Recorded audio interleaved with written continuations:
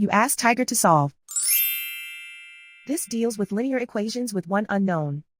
The final result is a equals 95 over 9. Let's solve it step by step. Simplify the expression. Break up the fraction. Find the greatest common factor of the numerator and denominator. Factor out and cancel the greatest common factor.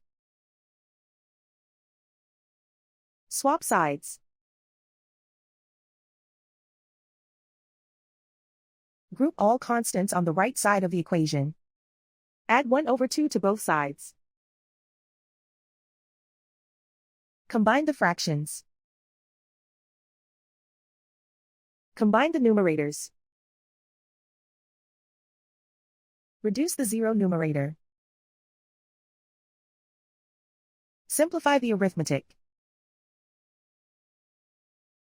Find the lowest common denominator. Multiply the denominators. Multiply the numerators. Combine the fractions.